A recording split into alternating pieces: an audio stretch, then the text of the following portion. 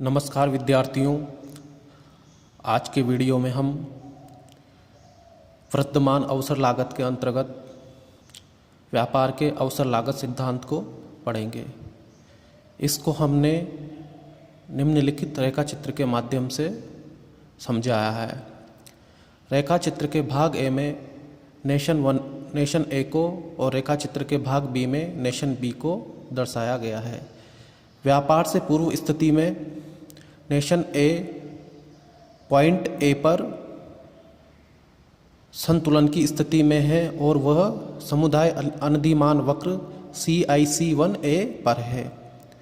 इसी प्रकार व्यापार से पूर्व स्थिति में नेशन बी का संतुलन बिंदु A डैश है और वह CIC1B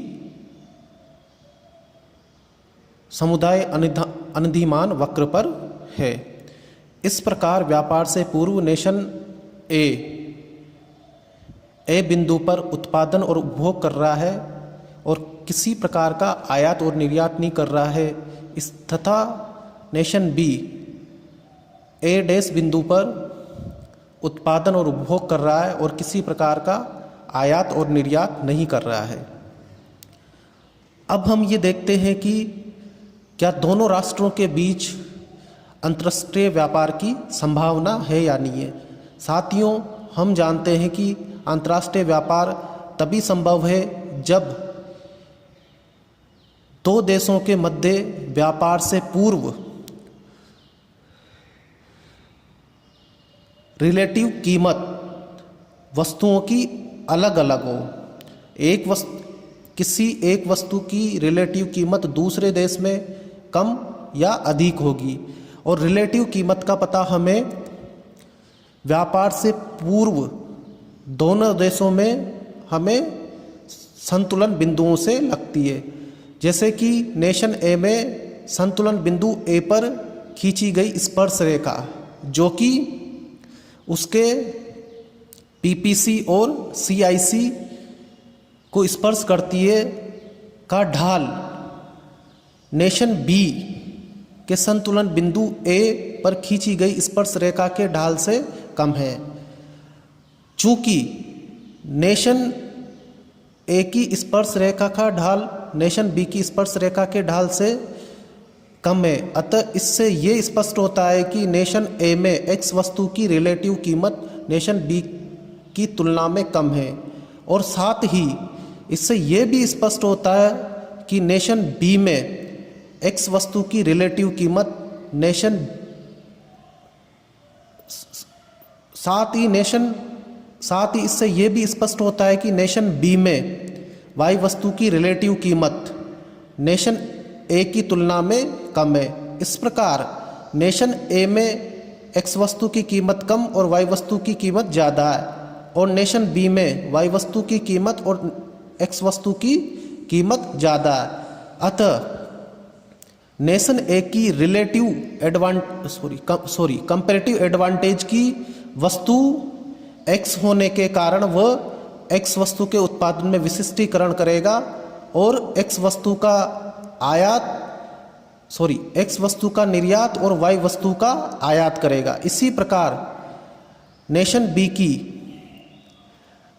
कंपैरेटिव एडवांटेज की वस्तु Y होने के कारण वह Y वस्तु के उत्पादन में विशिष्टीकरण करेगा तथा Y वस्तु का निर्यात वो X वस्तु का आयात करेगा।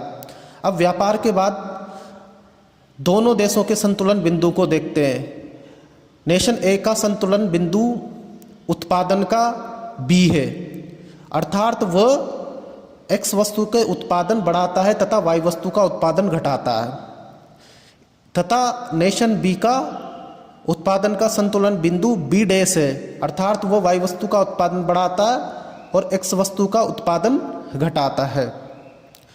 अब अगर दोनों देशों में व्यापार हो तो नेशन ए BC के बराबर X वस्तु का निर्यात करेगा और COE के बराबर Y वस्तु का आयात करेगा।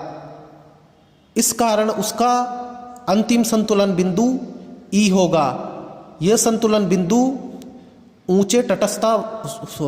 ऊंचे समुदाय अनधिमान वक्र पर है, अर्थात व्यापार के कारण नेशन ए नीचे के समुदाय अनधिमान वक्र से ऊपर के समुदाय अनधिमान वक्र पर पहुंच गया है, जो कि व्यापार के कारण ही संभव हुआ है। अतः नेशन ए के कल्याण में वृद्धि होती है।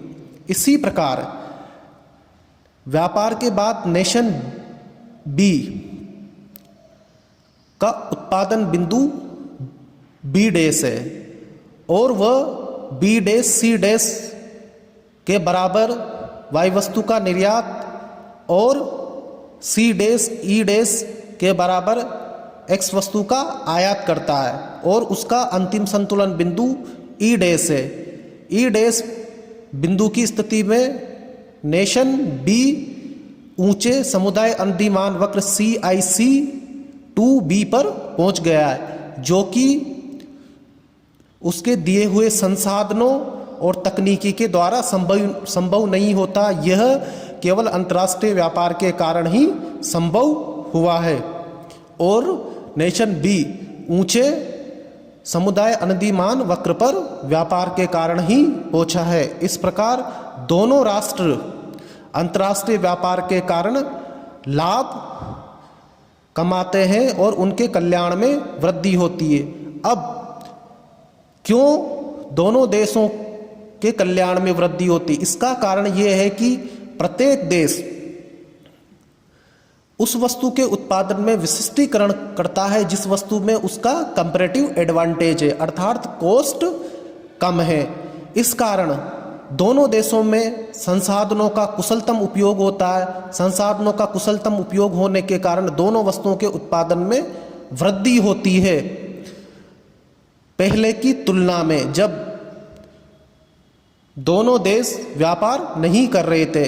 इस कारण दोनों वस्तुओं के उत्पादन में हुई वृद्धि को दोनों देशों के बीच अंतर्राष्ट्रीय व्यापार के माध्यम से साझा किया जाता है और इस कारण दोनों देशों के उपभोग में वृद्धि होती है और दोनों राष्ट्र एक ऊंचे समुदाय अनधिमान वक्र पर पहुंच जाते हैं और दोनों के कल्याण में वृद्धि होती है।